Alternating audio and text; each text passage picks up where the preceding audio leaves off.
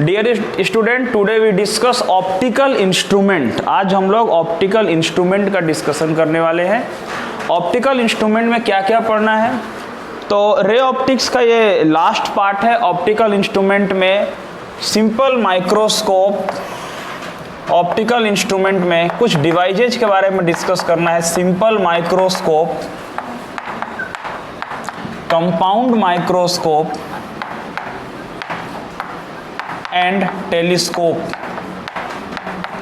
और टेलीस्कोप का कुछ टाइप्स होगा,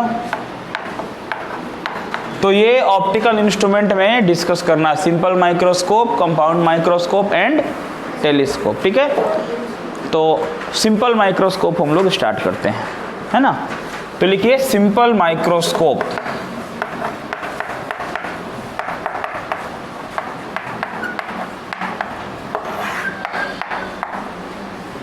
सिंपल माइक्रोस्कोप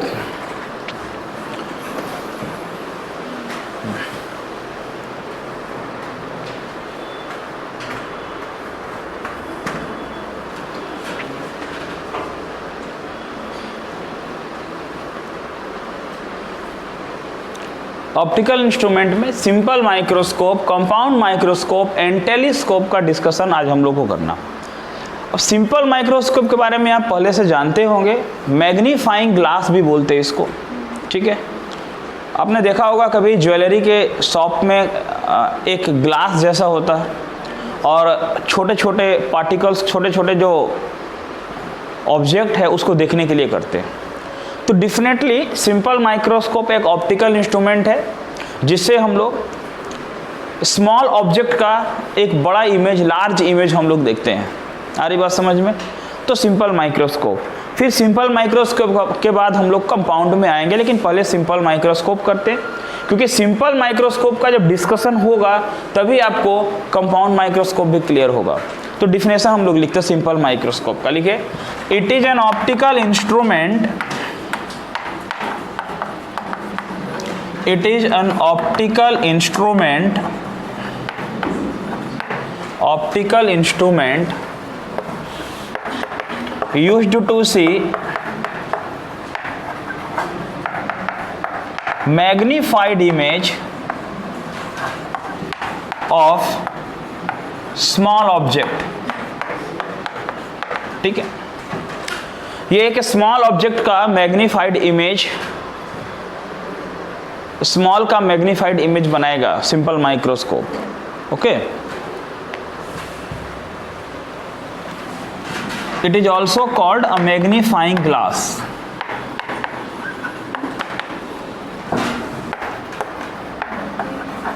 को हम लोग मैग्नीफाइंग ग्लास भी बोलते हैं। कंस्ट्रक्शन का बात करो तो इसमें कुछ खास बात नहीं, बस सिंपल बताना, ये कॉन्वेक्स लेंस होता है। ये क्या होता है? एक कॉन्वेक्स लेंस होता है, और जो कॉन्वेक्स लेंस होता है वो स्मॉल फोकल लेंथ का होता है। अगर हम लोग कंस्ट्रक्शन की बात करें तो सिंपल एक बात कर सकते हैं कि it consist of a convex lens of small focal length. यह एक कॉन्वेक्स लेंस होता है जिसका फोकल लेंथ स्मॉल होता है। आ रही बात समझ में? ये कॉन्वेक्स लेंस होगा जिसका फोकल लेंथ क्या होगा? स्मॉल फोकल लेंथ होता। इसका प्रिंसिपल के बारे में बात करते हैं, किस प्रिंसिपल पर ये काम करेगा, लिखो। अगर हम लोग प्रिंसिपल के बारे में बात करें, ठीक है, किस प्रिंसिपल पर ये वर्क करेगा?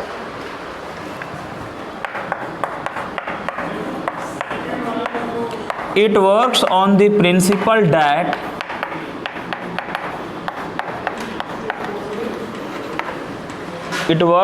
principle that ठीक है, ये किस प्रिंसिपल पर वर्क करेगा? देखो ऊपर लिखते हैं हम, हो गया होगा ये ऊपर वाला प्रिंसिपल डैट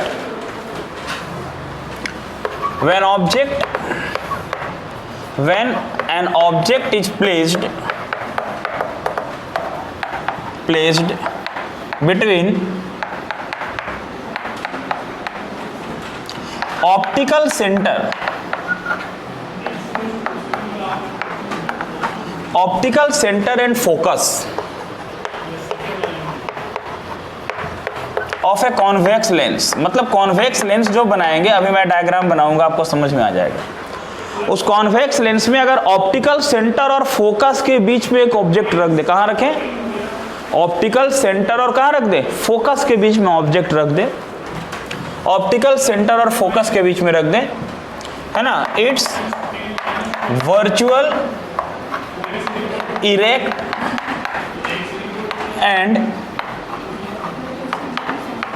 हाँ, it's virtual erect and magnified image formed at least distance of distinct vision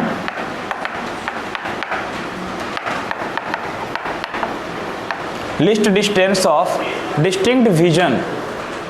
तो इसका वर्चुअल इरेक्ट और मैग्नीफाइड इमेज बनेगा।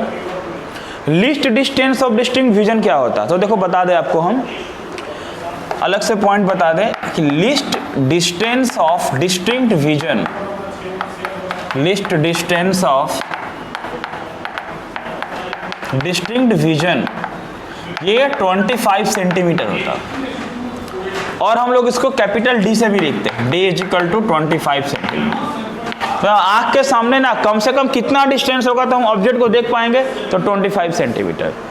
25 सेंटीमीटर से कम डिस्टेंस होगा तो उस ऑब्जेक्ट का इमेज मेरे आंख के सामने क्लियरली नहीं बन पाएगा, उसको हम लोग नहीं देख पाएंगे। ओके, तो क्या बात हो गया ये कि जब एक किस प्रिंसिपल पर वर्क करेगा सिंपल माइक्रोस्कोप? एक ऑब्जेक्ट को कहाँ रखेंगे हम लोग? प्लेस्ड किसके बीच में करेंगे? Optical centre and focus of a convex lens. Convex lens का ऑप्टिकल सेंटर और फोकस के बीच में रखेंगे तो क्या बनेगा? उसका वर्चुअल बनेगा, और क्या बनेगा? इरेक्ट बनेगा, सेम साइड बनेगा। अगर यहाँ एक लाइन और हम लिख सकते थे कि virtual and erect image formed at least distance of distinct vision on the same side of convex lens. मतलब जिस साइड में लेंस को रखे हैं उसी साइड में उसका बनेगा इमेज। ना बस समझ में, जिस साइड में रखे उसी साइड में। अब डायग्राम बनाते हैं। एक्चुअल में जो भी इंस्ट्रूमेंट है, देखो अब सिंपल पढ़ो, simple microscope, compound microscope, telescope, जो भी इंस्ट्रूमेंट पढ़ो, सब में सबसे इंपॉर्टेंस क्या बात होता है? देखो इंपॉर्टेंस बात होता रे डायग्राम, डायग्राम बनाना और उसका मैग्नीफाइंग पावर। ये what do you mean by magnifying power? जैसे हम लोग मैग्निफिकेशन पढ़ते थे, मैग्निफिकेशन में क्या जानते थे? m इज इक्वल टू क्या होता था? h2/h1, that means image by object. जो इमेज और ऑब्जेक्ट का रेशियो होता था उसको हम लोग क्या बोलते थे? उसको हम लोग मैग्निफिकेशन बोलते थे। यहाँ ना उस मैग्निफिकेशन को हम लोग ना एंगुलर मैग्निफिकेशन करके पढ़ना। क्या पढ़ना? एंगुलर, एंगल बना के मैग्निफिकेशन होगा। और जो एंगुलर मैग्निफिकेशन होता है उसी एंगुलर मैग्निफिकेशन को मैग्नीफाइंग पावर भी बोलते हैं। क्या बोलते हैं उसको? Magnifying power. तो जो भी डिवाइसेज है, जो भी ऑप्टिकल इंस्ट्रूमेंट है, उसमें उसका डायग्राम प्रिंसिपल तो समझ में आएगा ही। क्या प्रिंसिपल है? Principle, diagram, but the most important magnifying power. Magnifying power means angular magnification. क्या होता है उसका मतलब? Angular magnification. तो अब हम लोग इसका डायग्राम बनाते हैं, रे डायग्राम। रे डायग्राम बनाते हैं ऑप्टिकल इंस्ट्रूमेंट का। देखिए, मतलब सिंपल माइक्रोस्कोप।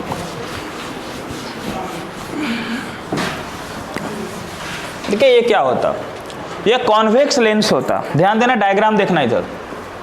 ये कॉन्वेक्स लेंस है और ये कॉन्वेक्स लेंस का ऑप्टिकल सेंटर है। इसके फोकस, कहीं इसका फोकस होगा, फोकस और ऑप्टिकल सेंटर के बीच में ऑब्जेक्ट को रखते हैं। मान लो ए बी ऑब्जेक्ट को हम कहाँ रखते हैं? तो ऑप्टिकल सेंटर और फोकस के बीच में रखते हैं।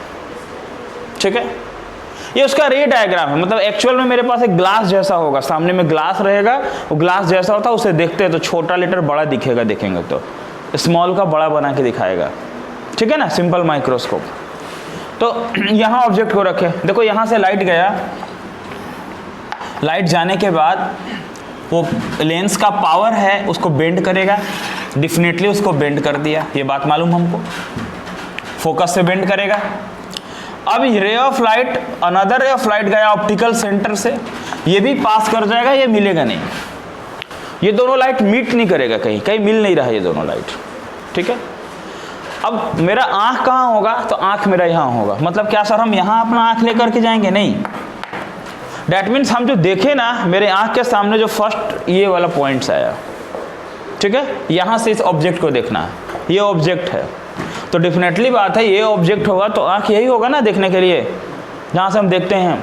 तो यहाँ से देखेंगे तो क्या होगा, ये ray of light virtually bend करेगा पीछे का तरफ में, और ये भी ray of light virtually bend करेगा पीछे का तरफ में, और ये वर्चुअली बेंड करके जाकर के कहीं मिलेगा। अब आपने स्केल से ये पॉइंट ना खुद फाइंड कर लेना कि कहाँ मिलाना है।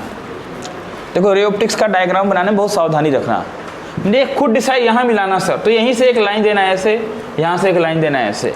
स्केल का काफ़ी यूज बढ़ जाएगा आपका डायग्राम बनाते समय। इस ए बी का इस पॉइंट पर जहाँ ये दोनों मिला है, मान लो मेरा बोर्ड बड़ा तो हम बहुत बड़ा बना दिया, आपका कॉपी छोटा है, उसमें डायग्राम बनाना आपको, तो अभी आप स्केच कर लो जैसे हम बनाते हैं, बट उसके बाद आप प्रैक्टिस करोगे तो ध्यान में रखना कि स्केल को रखना, और स्केल को एकदम रख देना कि यही बनाना इमेज। तो पहले उसी हिसाब से यहाँ से लाइट पास भी करना, इसको भी बेंड करना, इसको बेंड करना, और वर्चुअली जाके वहाँ बनाना। ओके, ये बात ध्यान में रखना।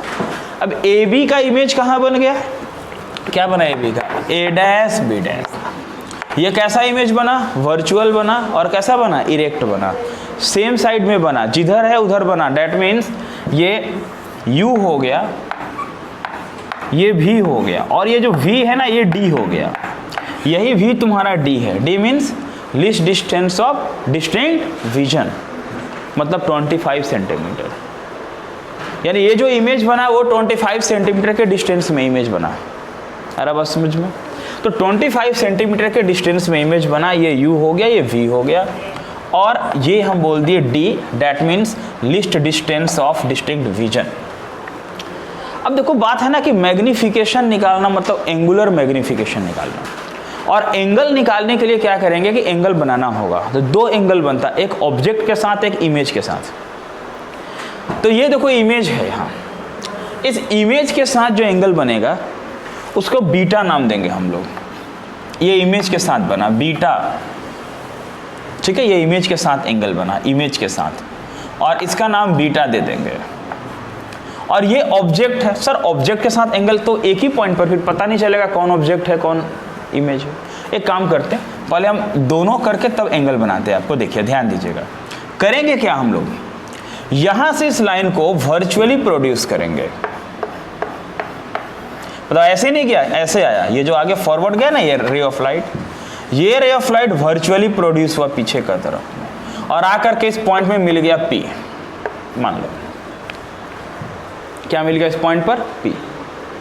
अब ऐसा बोलेंगे कि AB जो है वो किसका इक्वल है, PA डैश का इक्वल है। AB किसका इक्वल है, PA डैश का। डैट मीन्स AB ऑब्जेक्ट था और PA डैश भी ऑब्जेक्ट है। अब बोलेगा सर वो ऑब्जेक्ट तो नहीं है, ठीक है, ऑब्जेक्ट नहीं है, ऑब्जेक्ट के पैरेलल में है, इसलिए उसको कंसीडर कर लेंगे कि ऑब्जेक्ट ही है।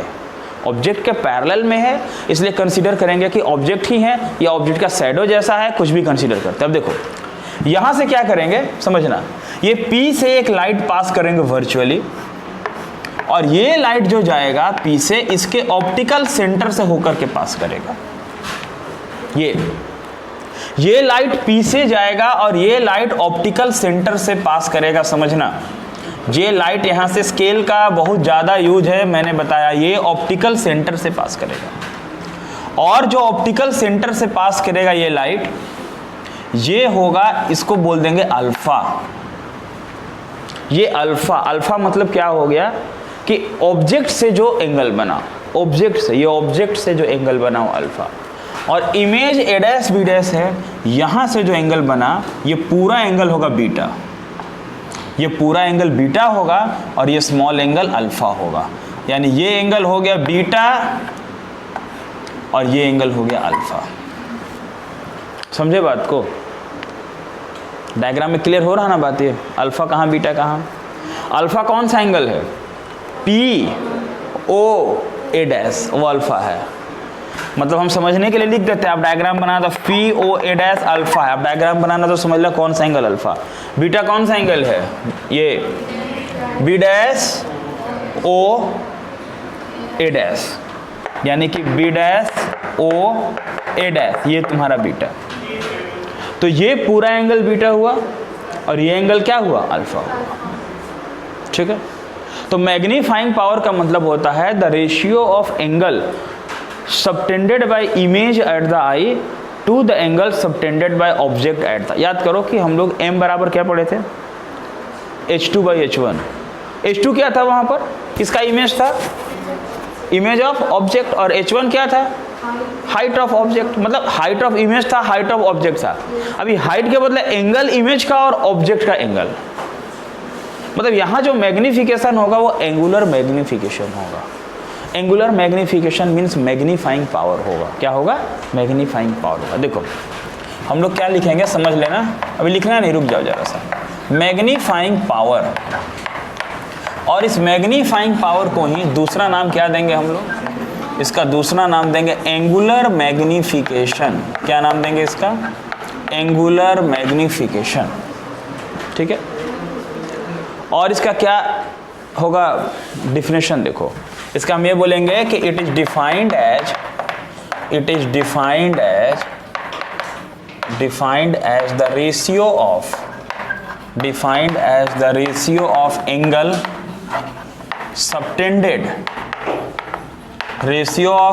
Subtended by image at the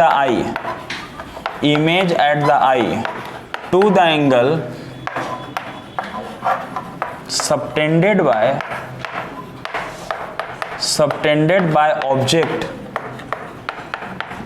at the eye। मतलब जो इमेज का जो एंगल बनेगा आंख से और जो ऑब्जेक्ट का एंगल बनेगा आंख से देखेंगे तो इमेज का बनाया एंगल, और आंख से देखेंगे तो ऑब्जेक्ट का बनाया एंगल, इसका जो रेशियो होगा उसको क्या बोलेंगे हम लोग, मैग्नीफाइंग पावर। तो देयरफॉर मैग्नीफाइंग पावर का फॉर्मूला हो गया बीटा बाई अल्फा।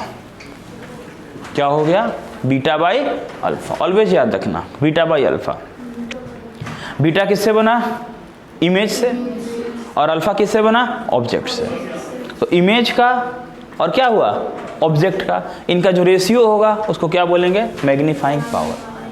अब यहाँ जो बीटा है ना वो नियरली इक्वल टू 10 बीटा है। बताओ तो 10 बीटा इज इक्वल टू क्या होगा, डायग्राम देख के बताओ 10 बीटा इज इक्वल टू क्या होगा। देखो 10 बीटा क्या होगा, P बाई बी होगा ना, A dash B dash by कौन हो जाएगा, O A dash, A dash B dash by क्या हो जाएगा, ओ ए डैश।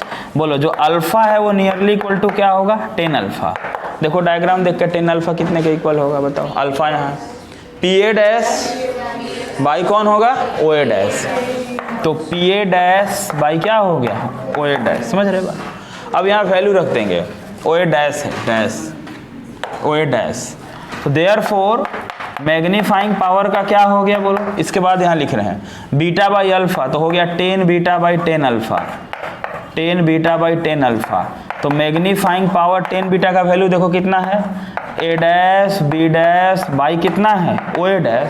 और जब अल्फा का वैल्यू बाई करेंगे तो ऊपर में चला जाएगा ओ ए डैश और नीचे में कौन चला आएगा, पी ए डैश।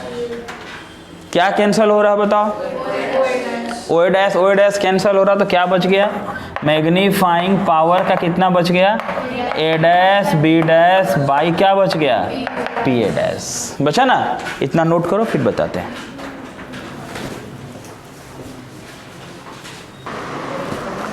देखिए इसका वैल्यू को रखते हैं मैग्नीफाइंग पावर में A dash B dash by P A dash. P A dash किसका इक्वल है देखो, तो क्या हम ऐसा नहीं बोल सकते कि सर पी ए डैश का प्लेस में ए बी लिख सकते हैं, लिख सकते हैं ना, क्योंकि P A dash A B क्या है, इक्वल है। तो क्या करते हैं देखो, मैग्नीफाइंग पावर का फॉर्मूला देखिए कैसे फाइंड होता है। लिखते हैं कि पी ए डैश किसका इक्वल हो गया, ए बी का, पी ए डैश इक्वल हुआ ए बी का। तो मैग्नीफाइंग पावर का फॉर्मूला में देखो क्या हो गया, A dash B dash by A B. तब तो आ गया ना बात कि H2/H1, याद है H2/H1 इसी को ना बोलते हैं। Height of image by height of object, पढ़े ना। तो ए डैश बी डैश क्या था, इमेज था, और ए बी क्या था, ऑब्जेक्ट था।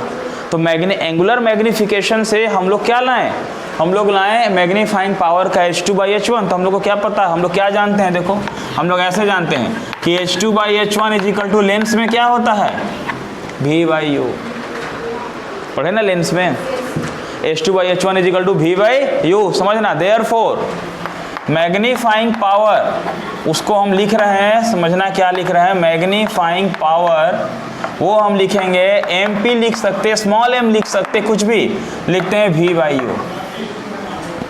किसका इक्वल हो गया, v/u का, क्यों, h2/h1 is equal to v/u, पढ़े ना। Height of image by height of object is equal to lens में क्या होता है, v/u। सारा बात तो क्लियर हो रहा। अभी जो मेरा v है ना वो मेरा -d है और u मेरा -u है, देखो तो सही बोल रहे हैं, क्योंकि v कहाँ बना है, इमेज कहाँ बना, इमेज बना है list distance of distinct vision में, 25 सेंटीमीटर का डिस्टेंस में। तो 25 सेंटीमीटर का डिस्टेंस v के प्लेस में सामने है, इसलिए साइन कन्वेंशन के अकॉर्डिंग निगेटिव है, और ऑब्जेक्ट भी सामने रखे हैं तो साइन कन्वेंशन के अकॉर्डिंग निगेटिव में। तो हो गया माइनस कैंसिल हुआ, तो मैग्नीफाइंग पावर का फॉर्मूला हो गया d/u। क्या हो गया, मैग्नीफाइंग पावर का फॉर्मूला d/u। अभी टोटल मैग्नीफाइंग नहीं आया है, अभी निकाल रहे हैं, बट हम बता दें यहाँ तक तो समझ में आ रहा है क्या किए, v का प्लेस में -d और u का प्लेस में -u, और यहाँ से मैग्नीफाइंग पावर क्या हो गया, d/u। देखो क्या करते हैं, ये लिख लिए होंगे आप लोग, यूजिंग लेंस फॉर्मूला, ध्यान देना, using lens formula. Lens formula क्या है, देखो 1/v minus 1/u is equal to 1/f। Sign convention लेके चलो, 1/-d 1/-u is equal to 1/f, क्योंकि फोकल लेंथ पॉजिटिव होता है कॉन्वेक्स का, तो प्लस है, और v का प्लेस में क्या है, -d, और u का प्लेस में क्या है, -u। तुम बगल में लिख सकते हो यहाँ पर कि v हम -d को लिखे हैं और u के प्लेस में u लिखें। बोलो -1/d plus 1/u is equal to 1/f। अब क्या किया देखो कि multiply both side by d से दोनों साइड मल्टीप्लाई किया, क्या होगा बोलना तो, -d/d प्लस क्या हो जाएगा, d/u इज इक्वल टू क्या हो जाएगा, d/u। -d/d 1 और d/u किसका वैल्यू है, बोलो d/u को ही हम लोग क्या बोले, magnifying power is equal to d/f। तो फाइनल आंसर सिंपल माइक्रोस्कोप का magnifying power is equal to 1 plus d/f, ये फाइनल आंसर आया। जहां 1 है, d है 25 सेंटीमीटर और f क्या है, फोकल लेंथ। तो किस केस में हुआ, जब ऑब्जेक्ट कहां बना, list distance of distinct vision. देखो अभी जैसे हम स्टार्ट किए थे तो क्या बात बताएं, पहले बताया कि जितना ऑप्टिकल इंस्ट्रूमेंट है सबका प्रिंसिपल के साथ रे डायग्राम और मैग्नीफाइंग पावर इंपॉर्टेंट होगा। दूसरा ये हम बोल रहे हैं ना कि हर एक का दो केस होगा। एक केस ये होगा जब इमेज 25 सेंटीमीटर पर ही बने, और दूसरा केस ये होगा जब इमेज इन्फिनाइट डिस्टेंस पे बने, इन्फिनिटी पर इमेज बने। तो फर्स्ट केस एक डेरिवेशन होगा, और जो सेकंड केस है वो शॉर्ट में डायग्राम और फॉर्मूला होगा। तो सेकंड केसेस में हम लोग क्या करेंगे कि जब ऑब्जेक्ट का क्या होगा, नॉर्मल विजन, उसको बोलते हैं नॉर्मल विजन का केस। नॉर्मल विजन का मतलब होता है कि इमेज इन्फिनिटी पर बने, उसमें कोई बाउंडेशन नहीं हो कि 25 पर बने। अब मान लो कि 25 सेंटीमीटर कितना होता, मान लो हमारे आँख से 25 सेंटीमीटर तो नज़दीक हुआ। अब यहाँ बहुत बड़ा इमेज बनेगा तो हमको देखने में नहीं अच्छा लग रहा, हम चाहते नहीं कहीं दूर बने, कहीं भी बने, हम उसको रिलैक्स होकर के आँख से देखें, रिलैक्स आई से देखें। हमको नहीं चाहिए 25 सेंटीमीटर पर, ये साइंटिफिक पर्पस हुआ कि 25 सेंटीमीटर पर हम बना दिए, बट हमको क्या चाहिए, हमको रिलैक्स आँख से देखना चाहिए, आराम से देखना चाहिए, कहीं भी दूर बने, मतलब कहीं भी दूर बने मतलब इन्फिनिटी पर बने। तो लेंस में इमेज इन्फिनिटी पर कब बनता है? जब ऑब्जेक्ट को फोकस पे रखते हैं। कहाँ रखते हैं? फोकस पे। तो मतलब नॉर्मल विजन का जो केस होगा, उस नॉर्मल विजन के केस में क्या करना होगा? एक अगेन डायग्राम बनाना होगा और उस डायग्राम में क्या बताना होगा कि ऑब्जेक्ट कहाँ है मेरा? फोकस पर है। कहाँ ऑब्जेक्ट? फोकस पर। इसको लिखिए फिर करते हैं, नोट करिए इसको। देखिए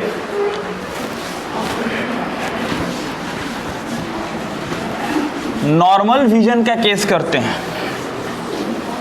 देखिए हम लोग बोलेंगे फॉर नॉर्मल विजन,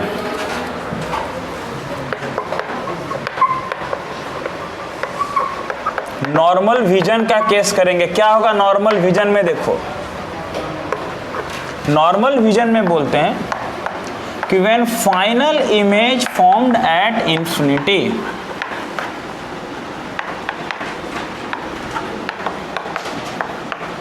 जब फाइनल इमेज इनफिनाइट डिस्टेंस पे बनेगा इंफिनिटी पर, देन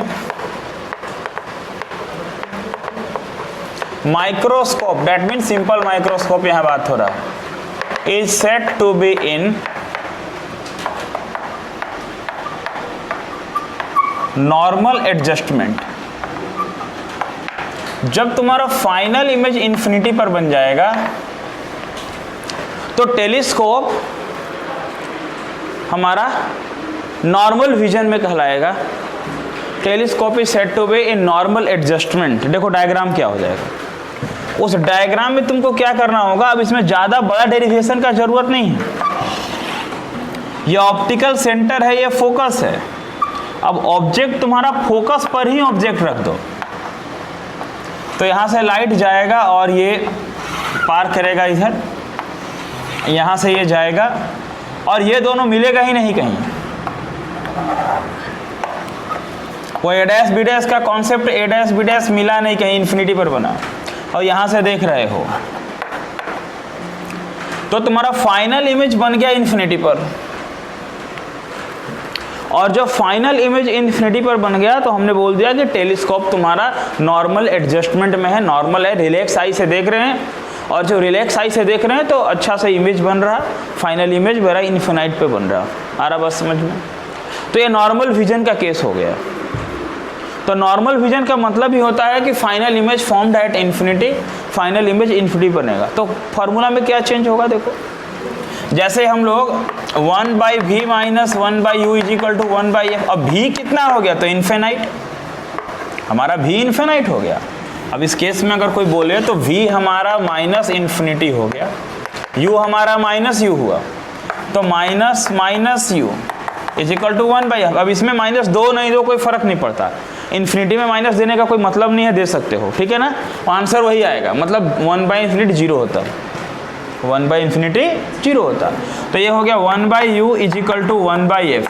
अगर d से मल्टीप्लाई कर दो बोथ साइड तो क्या हो गया? देखो d/u इज इक्वल टू क्या हो गया? d/f। Multiply both side by d। जब बोथ साइड d से मल्टीप्लाई कर देंगे तो d, अब यहाँ लिख सकते हो बगल में कि multiply both side by d, नहीं भी लिख सकते हो। बोलो d/u क्या है मेरा? Magnifying power. तो मैग्नीफाइंग पावर मेरा क्या हो गया? d/f। तो कहने का ये मतलब हुआ कि जब भी बोला जाए सिंपल माइक्रोस्कोप में कि फाइनल इमेज 25 सेंटीमीटर के डिस्टेंस में बना है, लीस्ट डिस्टेंस डिस्टिंक्ट विजन, तो 1 + d/f करना है और उस रे डायग्राम को बनाना है जो हम लोग अभी बनाए थे। लेकिन जब ये बोलते शॉर्ट में कभी कि नॉर्मल विजन का बात कर रहे हैं, नॉर्मल एडजस्टमेंट का बात कर रहे हैं, फाइनल इमेज इन्फिनाइट पे बनेगा, तो उस केस में हम क्या करेंगे? उस केस में हम लोग 1 + d/f के प्लेस में क्या होगा? d/f। और ऑब्जेक्ट को कहाँ रखेंगे? फोकस में। जब ऑब्जेक्ट को फोकस में रखेंगे तो इमेज कहाँ बनेगा? इन्फिनिटी पर ही बनेगा। समझ में आ रहा बात? तो सिंपल माइक्रोस्कोप हमारा कंप्लीट हुआ। अब हम लोग स्टार्ट करेंगे कंपाउंड माइक्रोस्कोप। ठीक है, नोट कीजिए।